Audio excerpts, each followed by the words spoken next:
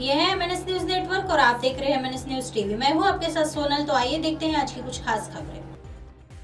कल्याण उप मुख्यमंत्री देवेंद्र फडणवीस बीबीएनजी विश्व व्यापार सम्मेलन के लिए हेलीकॉप्टर से डोंबिवली हाजी मलंगगढ़ क्षेत्र पहुंचे उप मुख्यमंत्री देवेंद्र फडणवीस बीबीएनजी विश्व व्यापार सम्मेलन के लिए मुंबई से हेलीकॉप्टर से डोंबिवली हाजी मलंगगढ़ क्षेत्र पहुंचे। जल्द ही बीबीएनजी वैश्विक व्यापार कार्यक्रम के लिए सावित्रीबाई फुले नाट्यगृह में उपस्थित होंगे।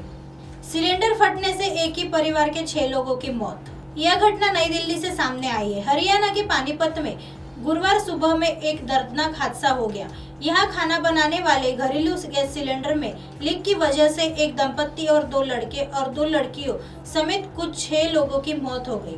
यह घटना सुबह 7 बजे हुई जब लोग घरों में सो रहे थे। पड़ोसियों को घटना की जानकारी जब तक पता चला उससे पहले ही सब कुछ खाक हो चुका था। बाद में फायर डिपार्टमेंट को सूचना दी गई और आग पर काबू पाया गया। प्राप्त जानकारी के अनुसार यह बड़ा हादसा गैस लीक की वजह से हुआ है और परिवार वालों सब सो रहे थे। उस दौरान गैस लीक की वजह से घर में आग लग गई। घर में आग की लपटें इतनी ज्यादा थी कि किसी को संभालने का मौका तक नहीं मिला और सोते हुए ही सभी 6 लोग आग की वजह से खाक हो गए।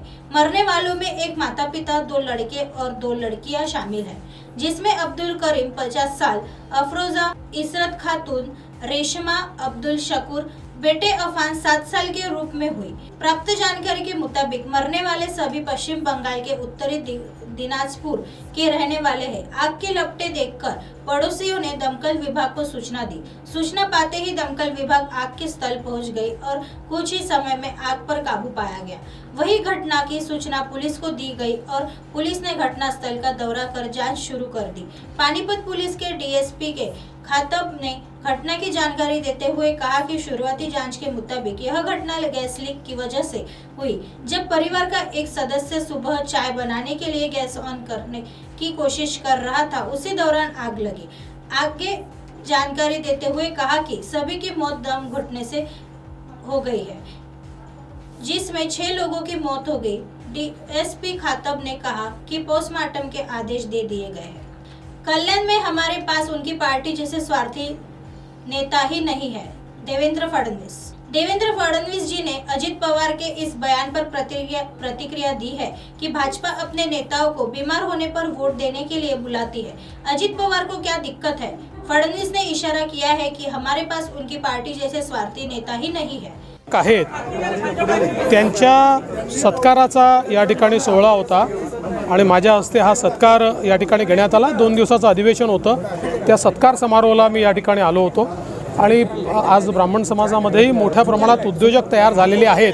त्यांना अधिक प्रोत्साहन मिळावं आणि ही उद्योजकता ब्राह्मण तरुणांमध्ये देखील वाढावी या दृष्टीनं खऱ्या अर्थानं आजचा हा कार्यक्रम या ठिकाणी आयोजित करण्यात आला होता। विरोधी पक्ष नेत्यांनी म्हटलं आहे की बिमार असताना, आजारी असतानाही तुम्ही नेत्यांना मतदान करायला घेऊन जातात। विरोधी पक्ष नेत्यांनी म्हटलं आहे की आजारी असताना पण तुम्ही मतदान करून घेऊन जातात। त्यांना काय प्रॉब्लेम आहे?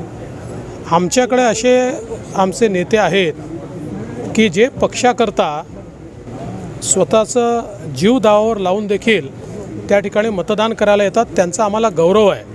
त्यांच्या पक्षासारखे केवळ स्वार्थी नेते आमच्याकडे नाही आहेत। मैंने कभी नहीं सुना कि अमरावती में लिव इन रिलेशनशिप क्या है, श्री नवनीत राणा का कहना है। अमरावती सांसद नवनीत राणा ने कहा कि हमारी संस्कृति में लड़कों के साथ लड़के और लड़कियों के साथ लड़कियों की शादी करने की यह परंपरा आ गई है। माता पिता अपने बेटे बेटियों को शिक्षा के लिए भेजते हैं, लेकिन वे किराए के मकान में रहते हैं। माता पिता अपना कर्तव्य निभाते हैं, इसलिए बच्चों को अपना कर्तव्य निभाना चाहिए। नवनीत राणा ने बताया कि समाज ने हमें बहुत कुछ दिया है। मी याच पिढीची आहे। लिव्ह इन रिलेशनशिप काय असते आम्ही कधी जीवनात माझ्या आजोबांकडून मी कधी ऐकलं नाही आणि आजचीच पिढी करणं ऐकते की लिव्ह इन रिलेशनशिप मध्ये राहतात। मुलांना आई वडील आपल्या शिक्षणासाठी पाठवतात आणि तिथे जाऊन भाड्याचं घर घेतात आणि लिव्ह इन मध्ये मुलांसोबत राहतात। मला काही कळायला मार्ग नाही। मुलासोबत लग्न करताय, मुली सोबत लग्न करत आहे। हा कुठली परंपरा आपल्या जीवनामध्ये या कल्चरमध्ये आलेली आहे। मी इन्स्टावर पाहते, सोशल मीडियावर पाहते, काका आपण अध्यक्ष आपले माणसासमोर हे मांडणं माझ्यासाठी काही बरोबर नाही, पण मला कुठे ना कुठे तो दुखत आहे की आपल्या पिढीमध्ये हे यंग पिढीमध्ये ही सगळी गोष्टी आली कुठून.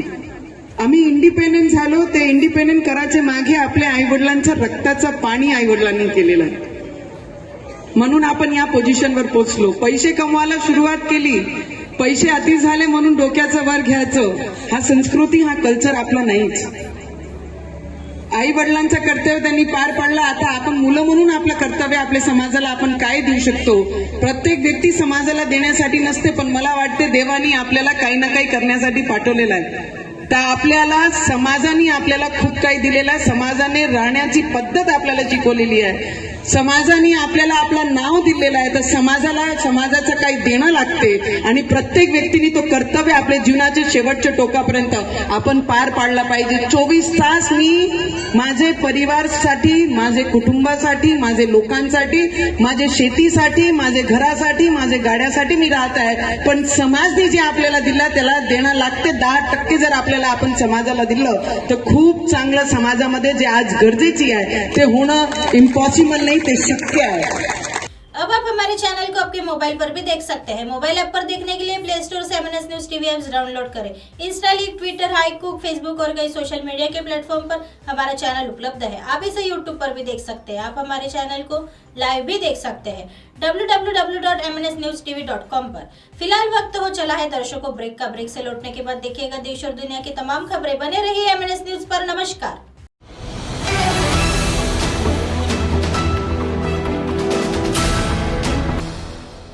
ये है MNS न्यूज नेटवर्क और आप देख रहे हैं MNS न्यूज।